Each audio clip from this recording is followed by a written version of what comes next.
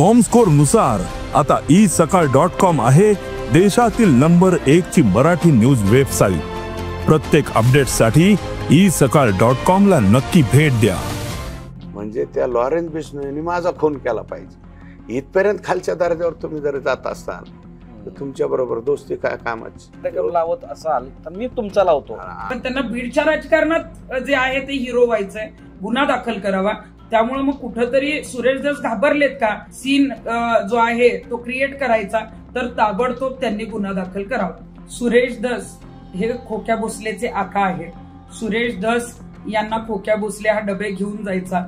आता ते कसले डबे घेऊन जायचा हे सुरेश धस आणि खोक्याला माहिती, परंतु आज सुरेश धस यांनी जेव्हा एका पोर्टलला सांगितलं की त्यांच्या हत्येचा कट शिजवला जातोय किंवा कोणी अशा पद्धतीची माहिती दिली अडकवण्याची, हे सगळं माहिती आहे, तर सुरेश धसांनी तातडीनं पोलीस स्टेशनला तक्रार दाखल करावी, गुन्हा दाखल करावा। त्यांचा गृहमंत्र्यांवर विश्वास नाहीये का? खोक्या भोसले आणि सुरेश धस यांचे जे आहेत ते संबंध जगजाहीर आहेत। त्यामुळे मग कुठेतरी सुरेश धस घाबरलेत का?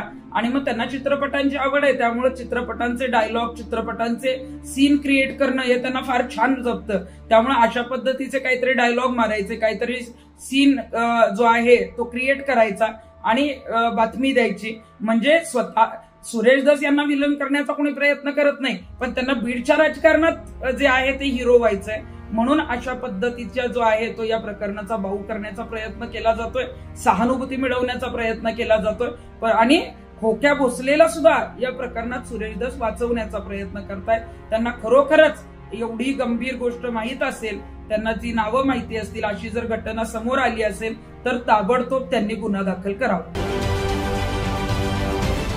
महाराष्ट्रातील सर्व बातम्यांचे विश्वासार्ह व्यासपीठ सकाळच्या सर्व सोशल मीडिया प्लॅटफॉर्मला लाईक, फॉलो आणि सबस्क्राईब करा। तसंच सर्व नोटिफिकेशनसाठी बेल आयकॉन प्रेस करायला विसरू नका।